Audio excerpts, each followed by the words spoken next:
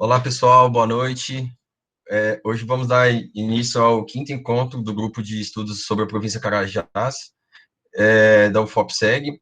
Hoje, novamente, com o professor Gustavo Melo, e abordará o tema tipos, estilos e time das mineralizações de cobre e ouro da província Carajás. O professor Gustavo possui graduação em Geologia, em 2011, mestrado em Geociências, 2014, doutorado em Geociências, 2018, pela Universidade Estadual de Campinas. Atuou como monitor de diversas disciplinas durante a graduação, como petrografia, petrologia metamórfica, geologia estrutural, prospecção econômica, geologia de campo e mineralogia. Tem experiência com evolução crustal, metalogênese, geologia isotópica, inclusões fluidas, petrografia e geologia de campo. Vem realizando diversos trabalhos sobre os depósitos de IOCG e depósitos de cobre e ouro na província Carajás. Tem atuado de forma contínua com projetos relacionados à SEG, incluindo sua criação e incentivos com os nossos projetos. Atualmente é nosso professor pelo Departamento de Geologia da Universidade Federal de Ouro Preto. Então, Gustavo, seja bem-vindo, fique à vontade. Boa apresentação. Obrigado. Valeu, pessoal. Vou compartilhar minha tela aqui, vocês me confirmam se vocês estão conseguindo ver aí. Apareceu, né? Vou dar um full screen aqui.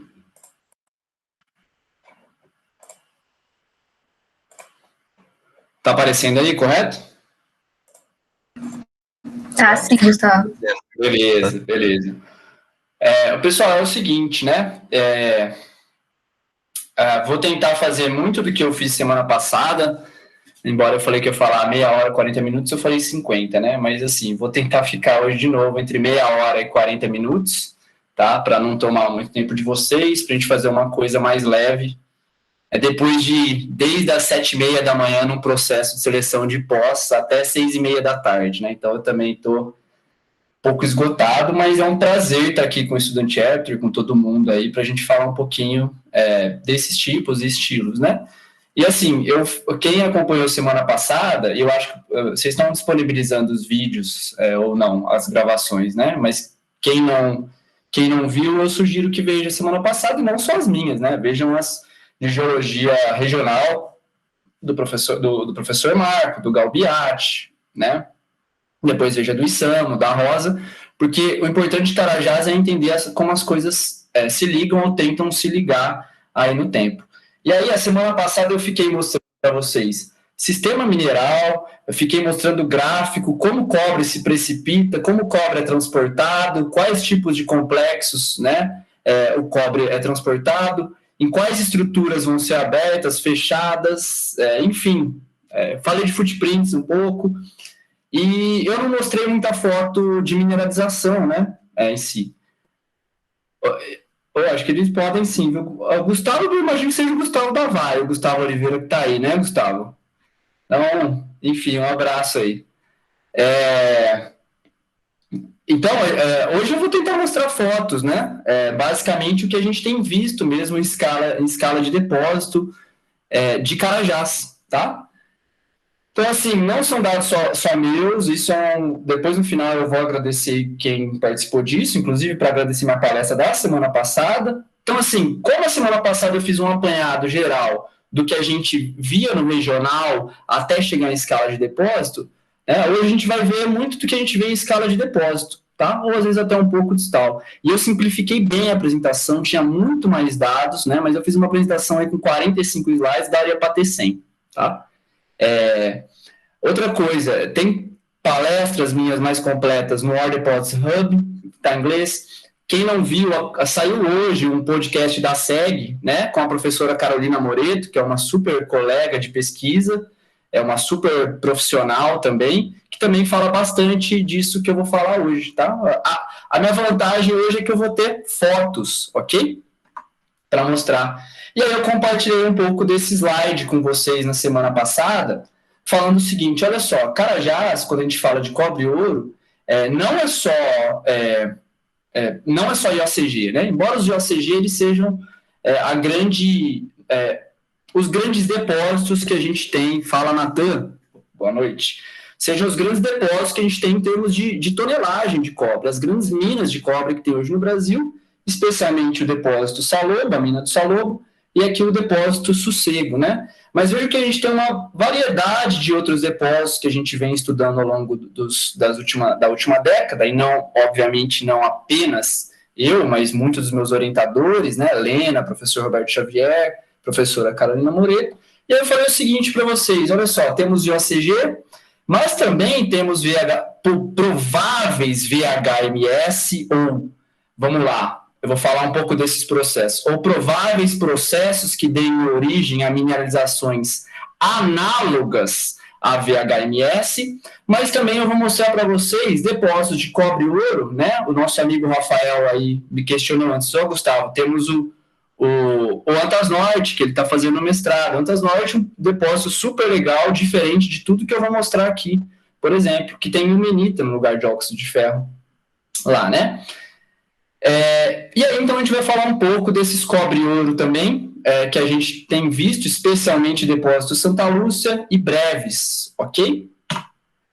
Eu também estou repetindo coisa da semana passada, porque meu objetivo é fazer um link com o que a gente viu, o que vocês viram na última semana, e por isso eu não vou repetir aqui geologia regional, né? Por isso que eu não vou repetir muitas coisas do que já foram falados, né? As grandes estruturas, ok? Eu falei para vocês o seguinte, olha, essas 3 categorias de depósitos, como elas são reconhecidas, né?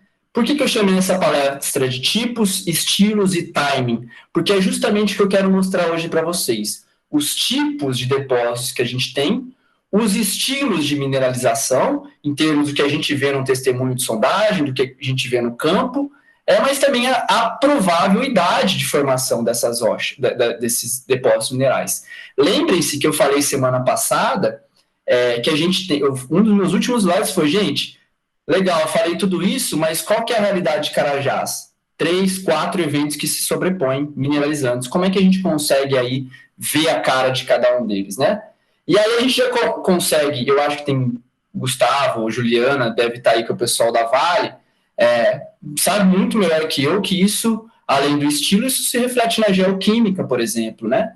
Então, a gente pega dados geoquímicos e a gente vê que esses depósitos, na maioria das vezes, né, quando eles não têm um overprinting muito grande, a gente consegue ver uma assinatura muito típica deles em cada um dos eventos, tá?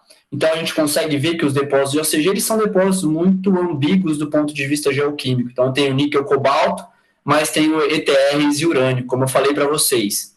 Elementos compatíveis, que gostam de rochas ultramáficas, elementos extremamente incompatíveis, que são mais granitófilos, por exemplo. Tá? Então, esse é o apanhado geral que a gente falou a semana passada, e vamos agora começar a detalhar isso um pouco. Tá? Falei para vocês de um dos papers que eu enviei para vocês, né? Pessoal, fica à vontade para me interromper aí a hora que quiser, viu? De novo, sem frescura. Falei, Gustavo, não entendi e tal. Talvez eu também não saiba responder, mas a gente tenta, né? Bom, esse paper da Eliza Trumfo, que eu falei para vocês, é uma ótima revisão geocronológica, né, de Carajás e geotectônica. Então, ela pega vários trabalhos que tem aí. A Elisa é uma colega minha também. Vários trabalhos que foram publicados ao longo dos últimos anos e coloca uma tentativa de reconstrução de alguns dos principais eventos. Então, eu tirei aqui os eventos mais antigos que 276, que foram aqueles que o professor Marco Delinardo abordou lá na primeira semana com vocês, né? Ou seja, falava muito da colisão de Carajás com Rio Maria, formação de migmatitos, né? E aí ele abordou aquilo. Por que eu não abordei agora aqui, né? Porque a gente vai estar interessado mais nas partes mineralizadas. Embora eu mostrei a semana passada que esses eventos antigos, eles também podem ser muito importantes para a gente fertilizar a crosta, para a gente deixar a crosta mais antiga também enriquecida em metais, em enxofre e assim por diante, tá? Então, o que eu vou tentar fazer aqui? Olha só, a gente vai olhar o modelo da ELISA e falar, olha, entre 276 e 273, o que a gente lembra lá da geologia regional? Supergrupo Itacaiunas, principalmente, sequências vulcano-sedimentares, os grandes depósitos de formação ferrífera, de manganês também. E aqui, nesse momento, a gente vai ter um primeiro evento mineralizante muito discreto, ou pelo menos ao que a gente conhece até hoje, muito discreto. Isso é uma coisa que a gente agora tem 2 doutorandos que vão estudar isso, ok? Depois a gente vai passar para um evento que é o primeiro evento datado do tipo IOCG lá em 272 a 268. Será que a gente pode conectar esses eventos? Dificilmente, a gente está falando de 30, 40, 50 milhões de anos de diferença, tá? Então a gente tem que tomar cuidado com isso também. Depois a gente vai lá para isso também, eu estou falando em termos de idades, né? Então aqui eu tenho, com certeza eu tenho IOCG, Mina do Sossego, vou falar daqui a pouco, e talvez eu tenha depósitos associados do que a gente chama de granite related, tá? Que são os de cobre e ouro sem óxido de ferro, né? Será que isso realmente... E aí eu estou aqui, porque a gente publicou um paper recente colocando uma idade aqui, né? Mas a gente tem discutido se realmente essa é a idade de mineralização do depósito Santa Lúcia, por exemplo, e depois eu me explico por quê, tá? Vamos lá para um evento super importante na porção norte de Carajás, que é um evento IOCG, tá? E por fim, vamos falar lá do Paleoproterozoico 188, que também temos, com certeza, depósitos associados a granitos cobre e ouro, tipo Greisen, com muito Greisen, aliás, sem óxido de ferro. E aí vamos discutir um pouco se os IOCG de 188 são realmente IOCG ou são mais sistemas magmáticos hidrotermais associados a esses granitos. Então, vamos começar pelos depósitos mais pretéritos, mais antigos de Carajás, e aí a gente tem um exemplo muito legal, que é um depósito que já foi a maior mina de ouro do Brasil, né? Hoje em dia é uma super cava lá, mas que atualmente não está em produção, embora que o Saiba Vale está colocando, ou tentando aí colocar em produção o corpo alemão, né? Então, são 4 corpos mineralizados aqui principais, Furo 30, Acampamento Sul, Acampamento Norte e Alemão. Primeiro, eu gostaria de dizer que a mineralização forte aqui, a parte econômica é IOCG, associado a muito óxido de ferro, mas eu não estou chegando nisso ainda. O que eu quero mostrar para vocês é que aqui a gente tem rochas extremamente preservadas, rochas vulcânicas, formações ferríferas, rochas sedimentares, né, extremamente preservadas, no que a gente chama de Grupo Igarapé Bahia, né, então são ritmitos, rochas vulcânicas, preservadas que eu digo em termos de metamorfismo, tá? Mas essas rochas, quando a gente chega no campo, elas estão muito verdes, principalmente por alteração com clorita, então tem uma cloritização muito intensa aí. Mas o que eu quero mostrar para vocês é que quando a gente olha essas rochas, esses ritmitos aqui, a gente começa a observar uma geração de calcopirita, que a gente denominou de nódulos e layers, que são sempre o quê? Stratabound, paralelos ao acamamento sedimentar, sem halos de alteração expressivos, diferente do que a gente vai ver no IOCG, ok? E sem conteúdo de óxido de ferro, isso é muito importante. Eu não tenho magnetita, hematita, não tenho ilmenita aí, por exemplo, né? Então, são pequenos nódulos, pequenas ocorrências mesmo de calcopirita que estão aí ao longo dessas rochas, especialmente as rochas sedimentares. Calma lá, não vou falar aqui do IOCG ainda, mas guardem essa imagem, estamos falando de Igarapé Bahia aqui, especialmente isso aqui é corpo alemão, mas o que eu fiz no meu doutorado foi falar o seguinte, olha, nódulos e layers não são calcopirita e IOCG, e a gente vê isso em termos tanto de elementos traço, nos sulfetos, quanto por isótopos de enxofre. Então vejam que os azulzinhos aqui, eles se concentram em porções diferentes, tanto nos elementos traço quanto nos isótopos de enxofre, em relação à mineralização IOCG, que eu vou mostrar lá na frente, que a gente vai estar falando do evento de 2.5, tá? Então esse é o primeira coisa de cobre, primeiro pulso de cobre que eu estou mostrando para vocês, tá? Isso é exclusivo do Igarapé Bahia? Não. Aí a gente foi para um depósito que se chama Tarzan, né? Isso é um depósito que a gente está escrevendo, o paper disso ainda, não está publicado, é da Rafaela Santeiro, uma aluna de mestrado que fez com a professora Carolina Moreto, e a gente começa a observar uma sequência sedimentar muito semelhante, só que aqui eu tenho mais conglomerados aí nessa sequência, mas a hora que a gente começa a olhar ao longo dessas rochas sedimentares, a gente vê nódulos também, layers, só que nesse caso não tem só calcopirita, a gente tem cobaltita, pirotita e pirita também. Então, também tem alguma coisa aí, especialmente na condição do fluido, seja estado de oxidação, seja temperatura seja a fugacidade de enxofre, que está alterando um pouco em relação a Igarapé, Bahia. E aí a gente chega no depósito que já existe uma publicação do Marcelo Schwartz com o professor Franz, então isso não vem do nosso grupo de pesquisa, mas é um trabalho muito legal, né? Esse aqui é o sistema Polo, onde a gente tem Pojuca, Gameleira e Grota Funda, né? E aqui é um cenário espetacular, onde a gente vai ter um aluno de doutorado agora trabalhando aqui, né? Por quê? Porque o Pojuca, ele possivelmente é um VMS, ele tem uma morfologia, uma assinatura geoquímica, né? Paragêneses que levam a crer que a gente está vendo feições de assoalho oceânico, né? De exalações em fundo oceânico. Só que o que o Bruno vai estudar no doutorado dele é entender que esse VMS está sobreposto por um IOCG de 2,5 bilhões de anos, que é o Grota Funda, e depois por um depósito paleoproterozoico associados a granitóides aqui, a intrusões graníticas, que é o Gameleira. Então, imagina, aquela questão de sobreposição de eventos que a gente falou na aula passada, a gente vai estar olhando aqui em diversas escalas, ok? Então, o que a gente observa desse evento, desse primeiro evento, que não é IOCG, que talvez, né, o pessoal da Vale depois pode me corrigir, mas talvez não seja econômico, mas ele é muito importante. Lembra que eu falei para vocês de fonte de metais, de fonte de enxofre, né?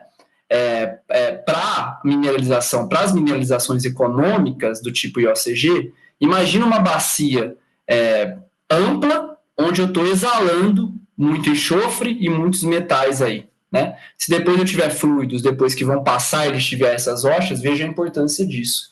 Então, quando a gente olha esses sistemas, a gente está falando aí do 276 ao 273, possivelmente as primeiras evidências, os primeiros pulsos de cobre em Carajás, né? Então, é uma mineralização que a gente ainda tem muito pouco conhecimento nisso, provavelmente associado a um sistema hidrotermal de assoalho oceânico. Eu não quero usar o termo aqui VMS mesmo, porque a gente não tem uma morfologia do tipo VMS ainda, embora isso seja agora uma outra doutoranda nossa, que se chama Camila. Aliás, ela fez um vídeo que é de divulgação científica que circulou o Brasil inteiro aí da geologia, né, falando exatamente sobre a pesquisa dela, né, sobre VMS que ela vai estudar ou tentativas de encontrar esses sistemas. Como a gente está falando de uma bacia ampla, né, eu peguei uma partezinha lá no Igarapé, Bahia, a Rafaela no Tarzan, o Marcelo Schwartz no Pojuca. Então a gente vai começar a juntar essas peças e reconstruir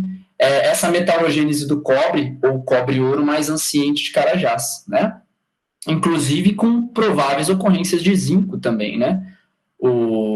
Tanto Pojuca quanto outros alvos da Vale, eles têm esfalerita, por exemplo. Tá? Então, falamos aqui de um cenário que a gente ainda tem pouco dado, mas que a gente sabe que está aí, que talvez há 5, 10 anos atrás a gente não cogitava muito, né? E hoje a gente está vendo que ele é super importante para a metalogênese do cobre de Carajás. Então, vamos agora falar um pouco dos IOCG, ok? E vamos agora, primeiro, iniciar, lembra, Igarapé, Bahia, que eu acabei de mostrar, estava aqui, né? Gameleira, Pojuca, Grota Funda aqui. A gente vai falar desse cinturão sul, que é o cinturão sul do cobre, tá? Onde a professora Lena, a professora Carolina fizeram muitos estudos ali. Eu também estudei um alvozinho aqui, que é o Bacuri, mas meu conhecimento acho que talvez seja maior na porção norte do que na porção sul. Então, vamos utilizar muito dos trabalhos delas aqui para falar um pouco desses depósitos que estão aqui, né? Também simplifiquei muito, porque nesses alvos a gente tinha muitos dados, eu só vou colocar principalmente coisas do sossego aí. E aí, beleza. A gente tem um depósito sossego, né? Um depósito de classe mundial aí, depósito acima de 100 milhões de toneladas, a gente está falando de classe mundial, 12 IOCG, né? Então, a gente tem um depósito grande, que se divide em dois corpos, perdão. E aí, viemos aqui, voltando, né? Sempre no meu canto superior esquerdo, eu vou deixar uma idade aqui, que é a idade que eu estou falando no momento, tá? E aí, depósito sossego, né? Professora Lena e Carolina, elas estudaram isso aqui. É uma mina super legal para ir. E a gente vê dois corpos aqui. Corpo sequeirinho, né? Reparem que a gente já consegue ver esse corpo bem estirado, né? A gente consegue ver que ele está ao longo da zona de cisalhamento, e o corpo sossego. E quando a gente vai para a mina do sossego, eu não sei como está hoje, eu fui há 1 ano e meio atrás lá, você vê que o corpo sossego, ele é exatamente um pipe, né? Então a gente já começa a perceber na morfologia do corpo que eles são diferentes, tá? E a Lena, quando ela fez o doutorado dela, eu sou um fã da Lena aqui, né? Porque fiz tudo com ela na vida. Então, assim, a Lena, ela, em 2008, sem a gente ter dados de cronologia, ela foi lá e falou o seguinte, olha, bom, deixa eu só mostrar a escala aqui. A gente está falando de diferença de 2 quilômetros aqui entre Sequeirinho e Sossego, né? Então, a Lena foi lá e falou o seguinte, olha, corpo sequeirinho, como é que ele é? Bom, o corpo sequeirinho, ele tem uma alteração sódica cálcica, com actinolita, albita, apatita, muita apatita grossa nesse caso, que precede a mineralização, muitas vezes está quase que junto ali. Quem que eu estou falando mineralização? Corpos maciços, às vezes brechas de magnetita, calcopirita, e com relíquios aí de actinolita e apatita. Então, essa é a cara aqui, ó. Se eu for hoje lá no sequeirinho, muito disso aqui é o que eu vou chamar de sequeirinho, ok? O corpo que é deformado ductilmente, e reparem aqui que a alteração potássica é pobre. Qual é a idade desse corpo sequeirinho? Né? Aí, desculpa que vai ter umas partes em inglês, eu não tenho essa apresentação super corrida, então eu fui pegando, ficou um Frankenstein em algumas coisas, tá? Aí veio a Carolina Moreto, né? E datou o corpo sequeirinho, especialmente monazita, tá? Mas também ela teve reniósmio e molibdenita, e começou a achar idades sempre no intervalo entre 268 e 271, tá? Esse foi o intervalo que ela obteve aí para o corpo sequeirinho. Pronto. Essa foi uma primeira ideia de idade que a gente tinha pro depósito sossego, tá? Mas lembre-se, depósito sossego não é só corpo sequeirinho. Então, façam essa distinção. Corpo sequeirinho, 2,7. E o corpo sossego? Eu não vou falar dele agora, porque ele é uma outra história que a gente vai deixar lá para o paleoproterozoico. Então, guardem aqui corpo sequeirinho no depósito sossego, ok? E aí, beleza. A professora Carol também foi lá e começou a ver outros depósitos, né? Ao redor ali do sossego. Bacaba, Bacuri. E aí foi vendo que tanto Bacaba quanto Bacuri, eles também apresentavam essa idade, nesse caso, urânio chumbo e monazita, né? Sempre pegando a monazita, que na tentativa de estar em paragênese com a mineralização, datou esse corpo e também obteve idades aí em torno de 2,7, ok? Então ela começou a construir essa ideia, que o cinturão sul do cobre, esse 2,7 ele existe, ele está ali muito bem marcado, ok?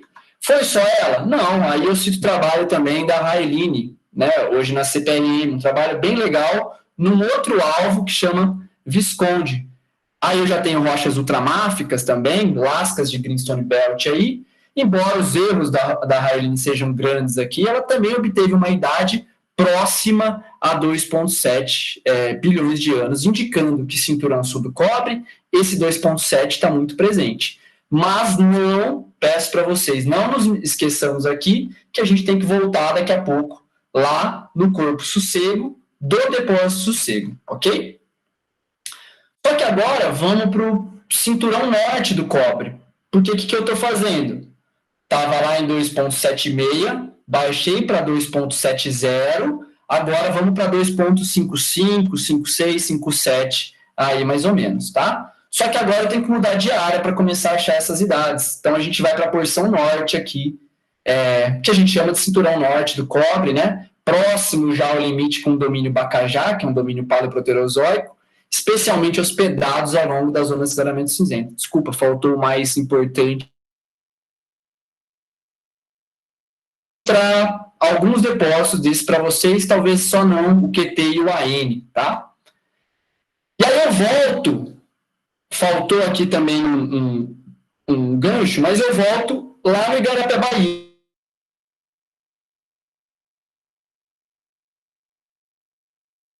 Eu já falei, olha, existem gerações diferentes de calcopirita, que está muito associada à magnetita, especialmente o corpo alemão é o mais bonito para a gente ver isso, tá?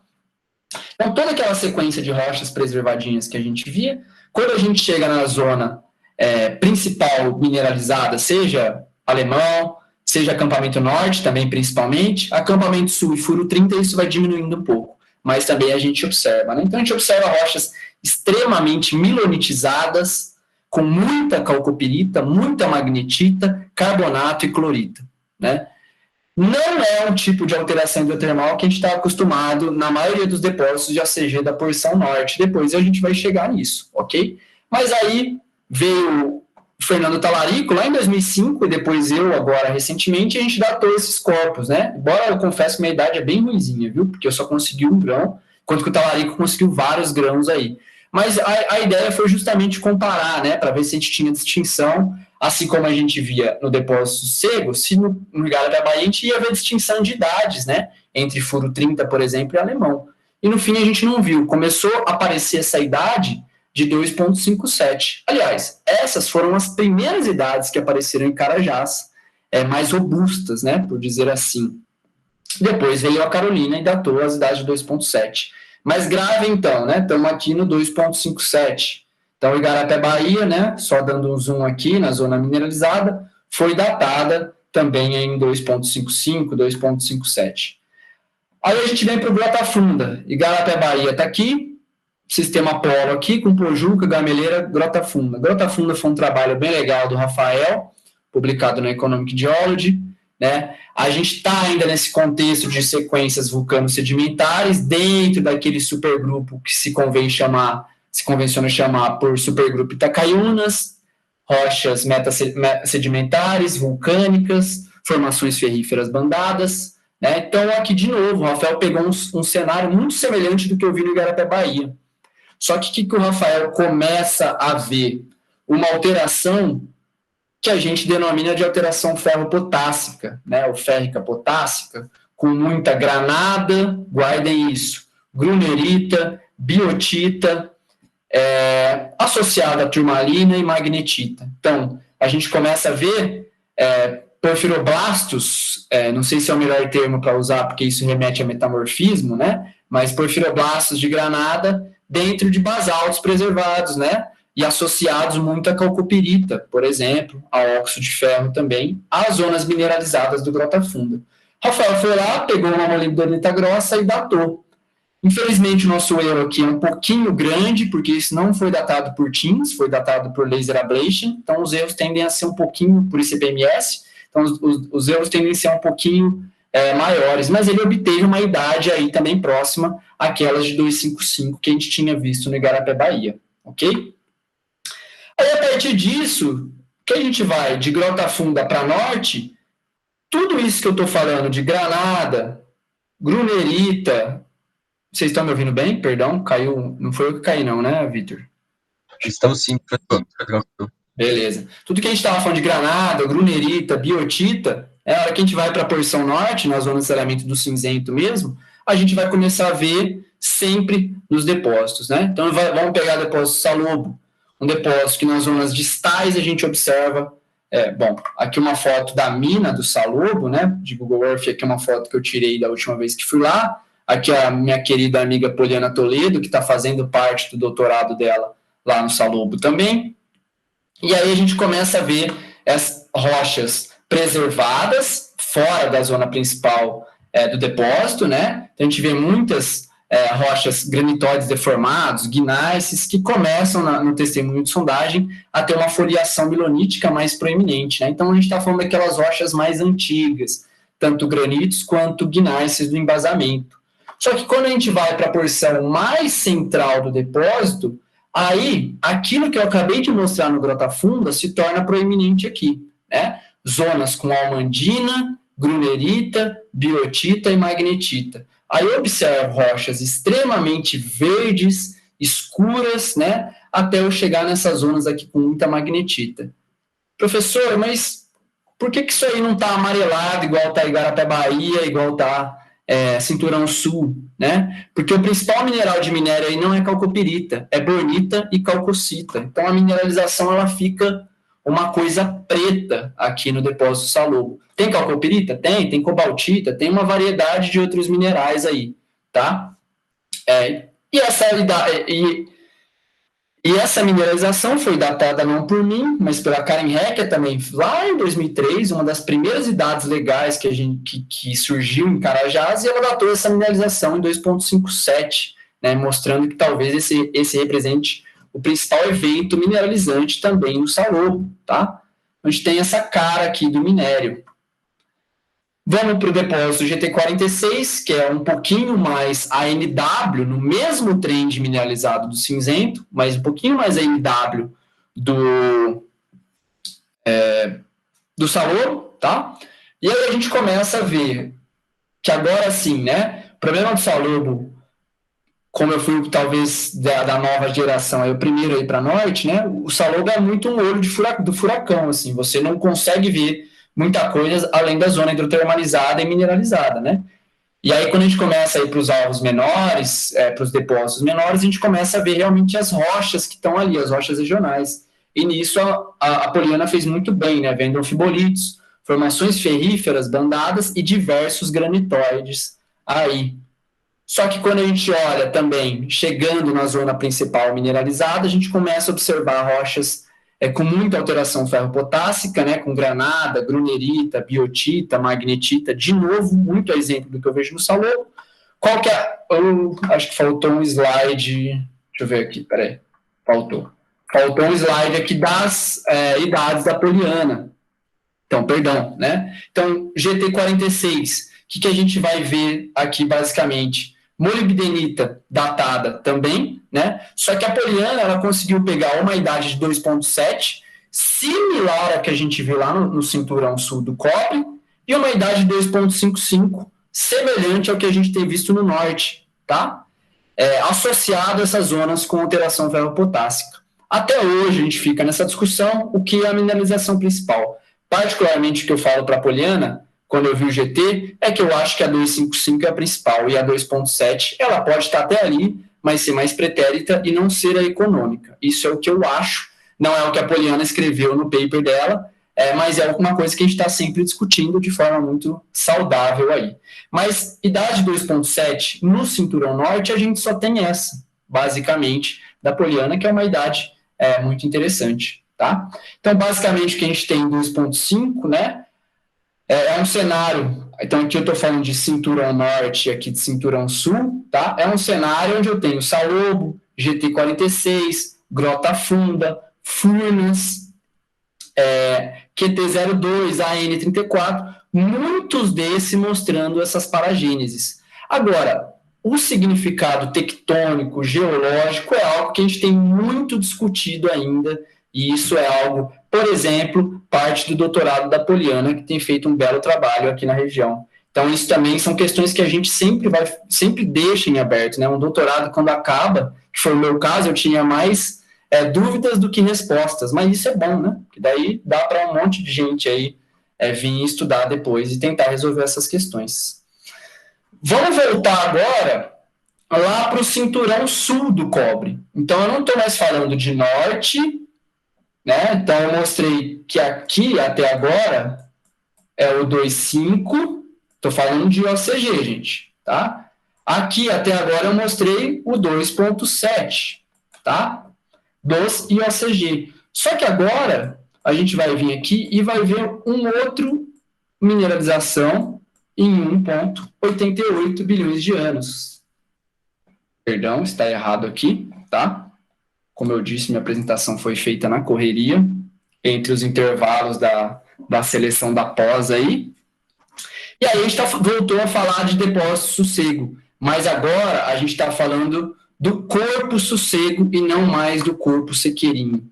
E aí, quando eu olho o corpo sossego, quando Lena olhou isso lá em 2007, 2008, né, ela percebeu que, na verdade, o sossego era um corpo com uma alteração potássica, alteração com clorita muito melhor desenvolvida. O que eu falei no sequeirinho? Alteração sódico-cálcica rica, né? Quando eu chego no sossego, eu já não vejo muita actinolita, apatita até um pouco, mas actinolita, albita, tá? Então, isso a gente vê pouco no sossego. E quando a gente chega na morfologia, basicamente uma morfologia em pipe, controlado por estruturas mais rúpteis, brechas, veios, vênulas. Eu só faço parênteses aqui, tá? Eu não concordo sempre de chamar brecha, especialmente brecha hidrotermal, de estrutura rúptil. A gente tem que tomar um cuidado muito grande disso, porque quando a gente está falando de sistemas hidrotermais, a pressão de fluidos é muito grande. Então, uma pressão de fluidos num sistema dúctil pode fraturar uma rocha sem problema nenhum. Então, assim, tem que tomar muito cuidado. Mas, nesse caso, é muito clara a diferença entre sossego e sequeirinho, sem problema nenhum, ok? E aí, a professora Carolina Moreto veio e datou o olho chumbo, agora em monazita, no corpo sossego. Vejam lá as idades, em torno aí de 1,88, mostrando que, lembra que eu mostrei para vocês, o penúltimo slide, os dois últimos slides, eu comecei a falar, olha, gente, existe um problema, ou não necessariamente um problema, talvez isso que dê a fertilidade tão legal de Carajás, que é a sobreposição de eventos hidrotermais mineralizantes, tá? Então, em um único depósito, eu posso estar vendo 3 eventos, como é o caso do sistema Polo, ou seja, Pojuca, Grota Funda, Gameleira. Aqui no sossego, eu vejo 2,7 e vejo 1,88. Então, pode ser que eu vá lá no corpo sequeirinho e comece a ver muita coisa rúptil que está cortando as coisas dúcteis neoarqueanas 2,7. Esse é o grande desafio de Carajás, né? Então, é basicamente isso que eu estava querendo dizer. Um sistema sossego, aqui o corpo sequeirinho, formado em sistemas mais profundos, né? Formados em 2,7, que são sobrepostos, olha, por uma morfologia mais de pipe, pelo corpo sossego, onde a alteração sódico-cálcica é pobremente desenvolvida, onde a alteração potássica e cloritização eu vejo muito mais, né, sistemas de um pouco mais baixa temperatura, ok? Isso, legal, Gustavo, foi uma coincidência, então, pegar o sossego paleoproterozoico, né? Aí não, se a gente for lá para o alvo 118, um depósito bem grande também, de 170 milhões de toneladas aí, né? O IOCG dominado por hematita, talvez um dos únicos que tenha, embora lá na porção norte agora a gente esteja vendo muita coisa com hematita e clorita, que é algo que eu acho que não seja neoarqueano, né? Lá no que a gente chama de bloco cururu. Então, a gente tem coisas que vão sobrepondo aquela paragênese com granada, grunherita, biotita que eu tinha mostrado, tá? Então, eu tenho condições mais oxidadas, né, uma alteração hidrolítica com muita sericita mais forte, e o talarico, lá em 2004, já tinha datado isso aqui em 1,88. Na época, ninguém levou muito em consideração isso, mas mostra, né, veja a cara do alvo 118 aqui, cheio de brechas, também veios, vênulas, alteração sericítica e hematita, mostrando também que a gente, né, que lá há quase 20 anos atrás, né, com um trabalho muito bem feito do Fernando Talarico, ele já estava mostrando isso para a gente, tá? E depois de 10 anos que vieram outras datações e melhoraram isso, mas com uma geologia bem feita, ele já tinha falado, olha, alvo 118 possivelmente é paleoproterozoico. De novo, em conversa com o pessoal da Vale, talvez a gente não tenha só o paleoproterozoico aí no alvo 118. Então, são sistemas que a gente sempre tem que revisitar, né? Às vezes a gente publica, conseguiu uma idade, é o caso que eu vou falar de Santa Lúcia daqui a pouco, tá? Mas tem que voltar lá, porque a questão amostral do que a gente está vendo, a nossa etapa de campo dura 15, 20 dias. O pessoal da Vale fica meses e meses descrevendo testemunho lá, né? Então, isso a gente também tem que falar, olha, a experiência deles é muito maior que a nossa, ok? Então, esse é um cenário construído pela professora Carolina Moreto, onde eu tenho ali no cinturão sul do cobre, e isso é um modelo geral, né? Onde eu tenho depósitos sequeirinhos se formando, numa profundidade maior, deformado de forma dúctil e com essas alterações melhores desenvolvidas, né? E aí esse sistema vai sendo todo exumado e quase 1 bilhão de anos depois eu tenho o quê? Formação de um novo sistema de cobre e ouro, especialmente essas coisas mais rúpteis, com paragêneses mais oxidadas, como é o caso do alvo 118, com alterações hidrotermais de mais baixa temperatura. O que é interessante agora também, temos discutido isso, é se realmente esse evento aqui, o 188, a gente vai poder chamá-lo de OCG. Né? Então já tem papers recentes, como o do Peter Pollard, falando que talvez isso não é o IOCG. Né? O que a gente esteja vendo aí é que quando um sistema cobre e ouro, que eu vou mostrar daqui a pouco, corta o IOCG, eu vou ter muito óxido de ferro, obviamente. Tá? Mas são coisas que a gente tem dúvidas ainda, a gente precisa descrever muito mais testemunho, ver muito mais depósito para remontar esse quebra-cabeça. Né? Então, agora, passando para a nossa última categoria aí. E talvez não seja a última, vai ser a minha última hoje. Tem uma outra classe de depósitos, que são skarns, que eu acho que agora vão começar a aparecer em Carajás também. Mas depósito breves, eu tenho pouquíssima experiência com breves. Eu vi poucos testemunhos, mas não em campo. Eu vi isso na Unicamp, na época, né? Mas é um depósito basicamente hospedado em granitos e rochas e metarinitos da formação Águas Claras, né? E eu tenho também uma zona de grazing, né? Grazing, muita muscovita, turmalina, né? Vai ter aí. E aí eu tenho uma geoquímica, lembre que eu falei para vocês das assinaturas químicas, eu tenho cobre, tenho ouro, mas nesse caso eu tenho estânio e tenho tungstênio também, algo que a gente não vê nos IOCG. Lembre que eu falei disso, IOCG é níquel, cobalto, ETR, urânio, muito urânio, ok? E aí, esse breves, de novo, o talarico, né? O talarico talvez tenha sido o grande precursor aí em Carajás para a gente começar a olhar estilos de mineralização, por isso que essa aula se chama tipos, estilos e timing, né? Tipos, o talarico foi o primeiro que fez isso, né? Mostrou, olha, breves é isso, Igarapé Bahia é isso, tá aqui o estilo, tá aqui a idade, né? Sempre a gente tenta atacar a idade por último para relacionar os estilos e ver se a gente fez um trabalho legal. E os trabalhos do talarico eu sou fã também, né? O talarico veio e datou tanto o granito breves, aqui o zircão do granito breves, quanto o monazita e a arenita hidrotermal. E ele chegou basicamente a uma mesma idade do granito, com a mesma idade desses minerais, né? Desses minerais hidrotermais, formados nas zonas mineralizadas do breves. Né? Então, obteve uma idade de 188. E aí a gente falou o seguinte, olha, sempre que a gente vê grazing, granite-related deposits, né? Em Carajás, a gente vai falar, olha, isso é paleoproterozoico. Era o que a gente tinha na cabeça.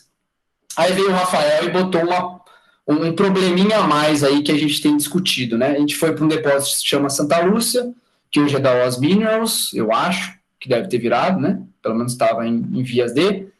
E aí o Rafael mostrou, olha, tenho agora depósitos hospedados em rochas subvulcânicas, formações ferríferas, tinha um pouco também, mas principalmente ele viu uma relação espacial e temporal de pegmatitos com muita turmalina, muita muscovita, né, associados a brechas com calcopirita.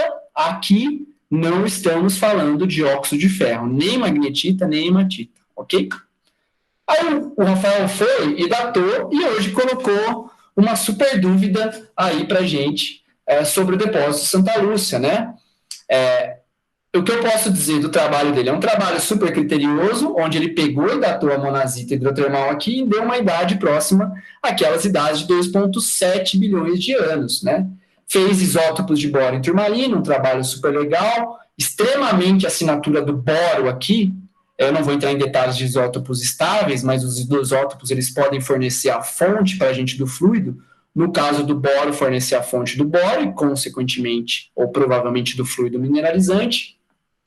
O Rafael pegou uma assinatura estritamente magmática, próximo a 0 per mil, no boro 11 aqui, mostrando que a gente pode ter sistemas magmáticos hidrotermais associados, provavelmente, a granitos, aí em 2,7. A questão, novamente, que fica será que o Rafael pegou a questão do overprinting e deu um super, agora eu não sei qual palavra usar, sorte ou azar, de pegar o 2,7 no Santa Lúcia?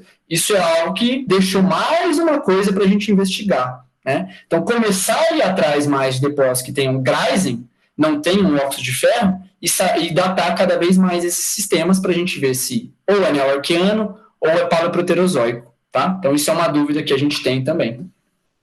Então, para finalizar aqui, e olha só, hein, hoje eu consegui em 40 minutos aí, basicamente, né? Desculpa de novo o slide em inglês, mas o que eu mostrei para vocês, que a gente tem depósitos singenéticos de cobre, talvez não com potencial econômico alto, mas com potencial prospectivo, na verdade, um potencial metalogenético super interessante, porque isso pode ser daí que estejam vindo os metais, o enxofre, para a gente formar as mineralizações epigenéticas do tipo de OCG, que economicamente é o que importa para a gente, né? Economicamente.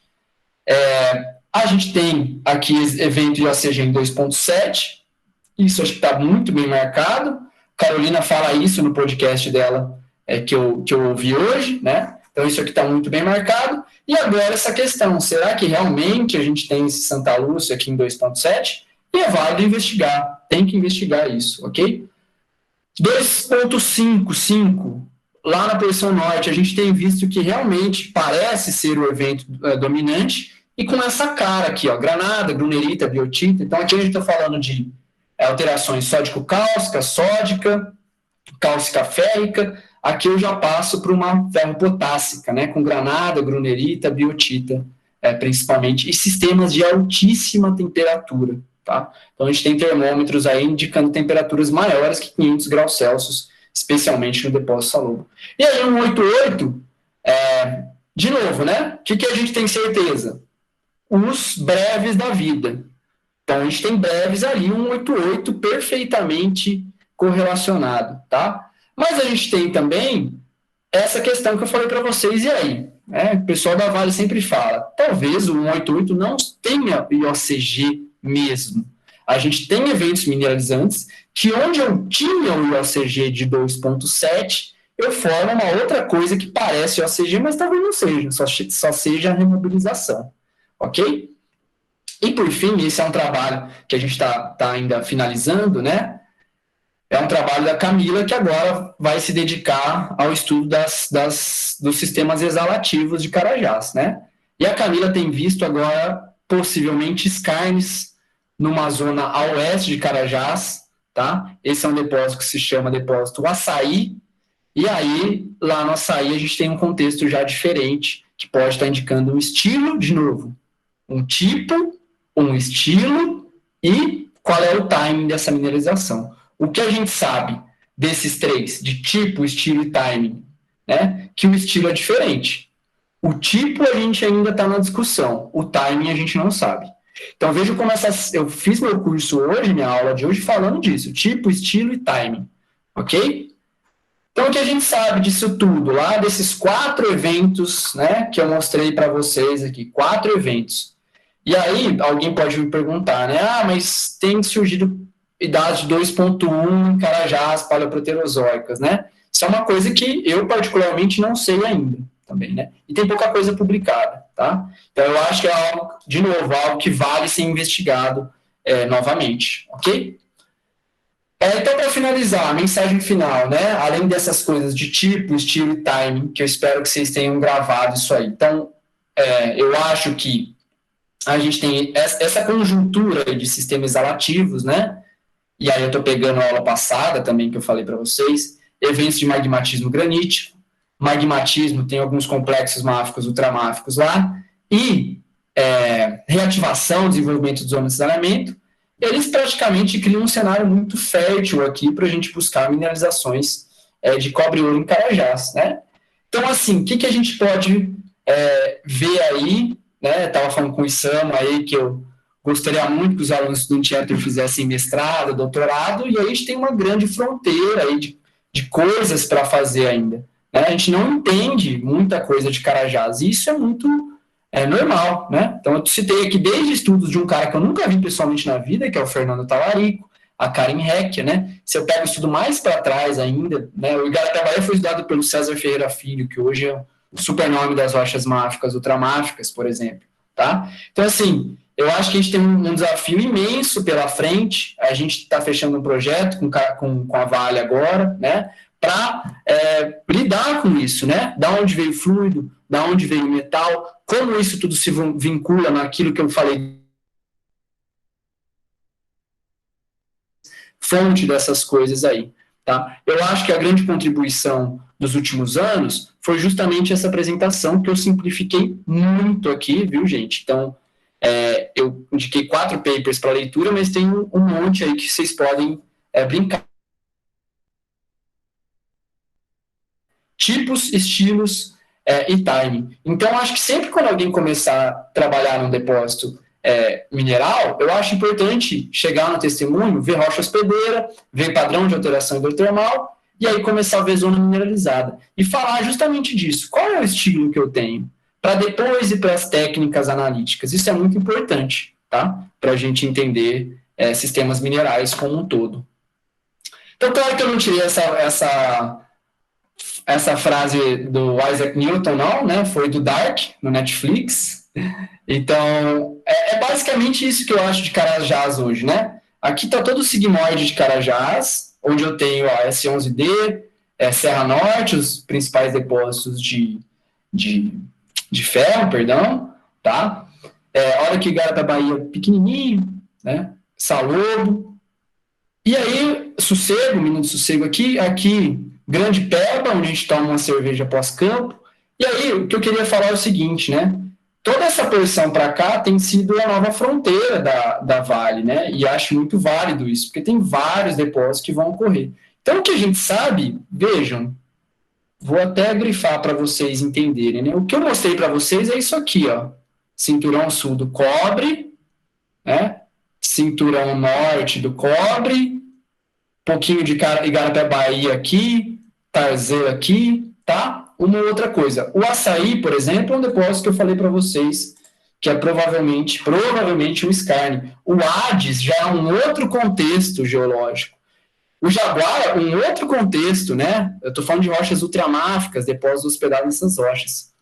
Então, assim, eu acho que, assim, a gente fala, parece que eu simplifiquei, parece que eu mostrei um monte de coisa, mas eu acho que tem muita coisa para entender ainda. Eu acho que a gente tem aí 1 década, 2 décadas, com certeza 1 década pela frente de estudos para Carajás, tá? Então, eu acho que tem muito a se entender, especialmente começar a integrar esses dados, né? Às vezes a gente fica na escala de depósito, isso eu garanto para vocês que é uma autocrítica que a gente faz no nosso grupo de pesquisa, de olhar só os depósitos, né? Mas isso também é uma facilidade que a gente teve e continua tendo para olhar esses depósitos, ok?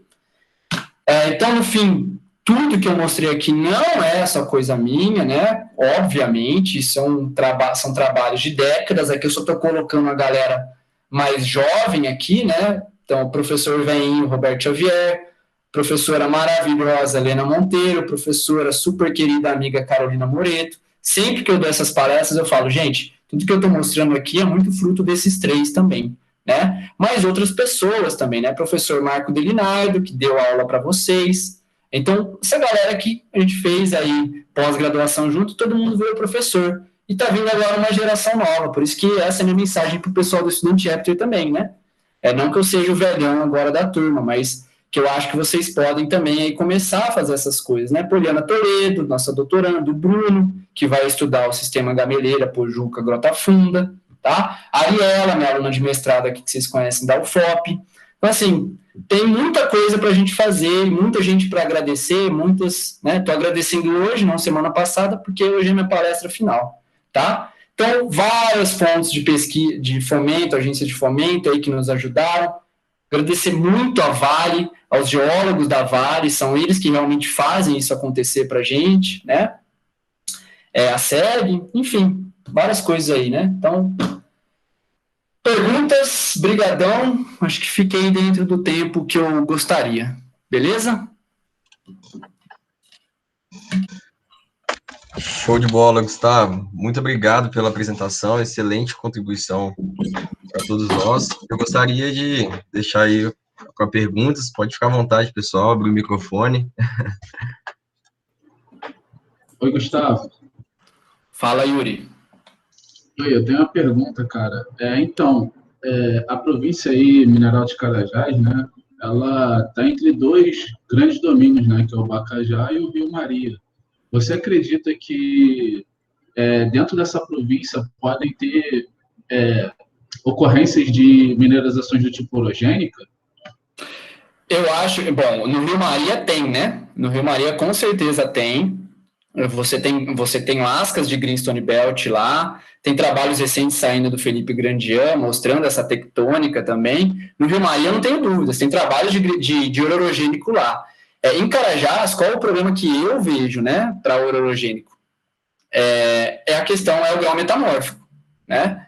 Então a gente chega principalmente nas supracrustais de Carajás, Itacaiunas, a gente não vê metamorfismo em face xisto verde alto, um fibolito, não. Né? Muitas vezes, o que foi confundido muito lá na década de 90, que são essas paragêneses com, às vezes, clorita, né? Ou mesmo granada, grunerita, biotita, confundia-se com metamorfismo, né? Mas hoje a gente sabe, tem um conhecimento melhor falando de alteração hidrotermal.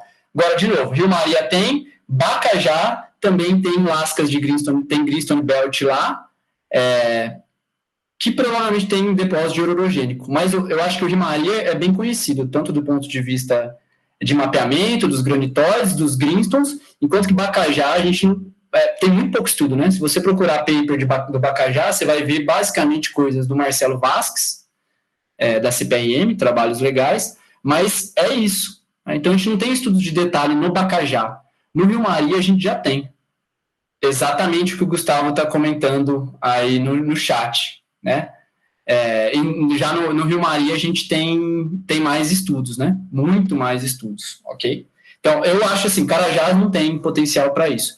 Tem outra coisa também, né? Isso eu estou falando do ponto de vista metamórfico, mas a gente pode pensar em fluidos. Quando a gente pensa em fluidos de orogênico, eles são basicamente de baixa salinidade, né? Eu estou falando de fluido aqui com 50% em equivalente de NaCl, né? Muito salino, tá? Então, a tipologia é muito distinta, o ambiente talvez seja distinto, e aí eu acho que não vou ter potencial, não. Ok, Yuri? Ok. Não, realmente... Pela 10ª vez... Brincadeira, pode falar, Yuri.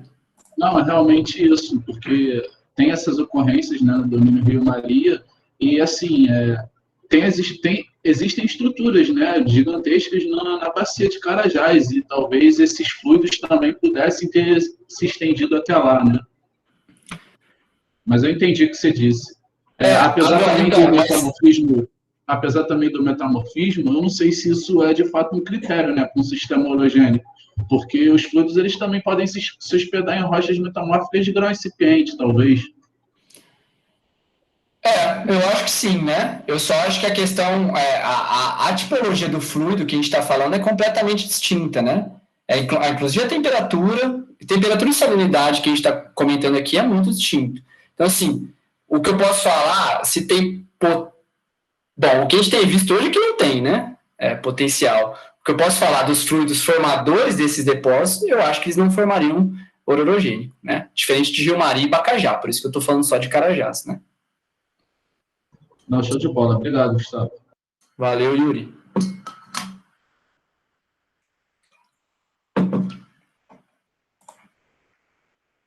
Vou até ver quem está no chat aqui. Mais perguntas, pessoal, podem ficar à vontade aí.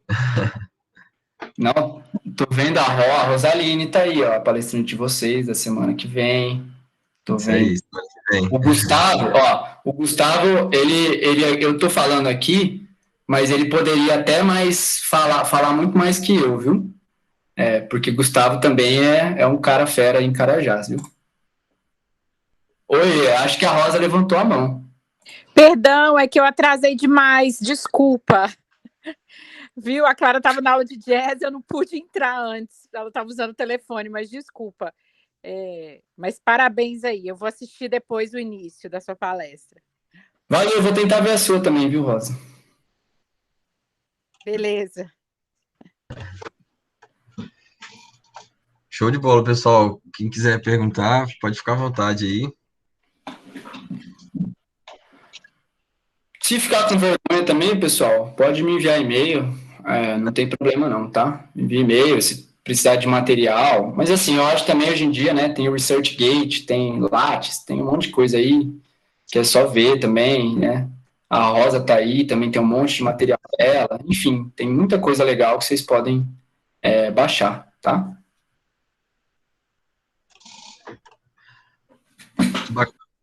Bacana, Gustavo. Ô, Gabriel, só dar um recado de novo, né? Tem o podcast da Carolina também. Sempre ressalto isso, que eu não faço essas coisas sozinho. Pelo contrário, eu sou o mais novinho aqui deles, né? A Carolina fez um trabalho super legal. Ouçam o podcast dela lá no da SEG, tá? Então, acho que ela fala até sem fotos, né? Porque é um podcast. Mas ela fala que eu falei em 2 aulas, ela fala em uma aí, que é bem legal também.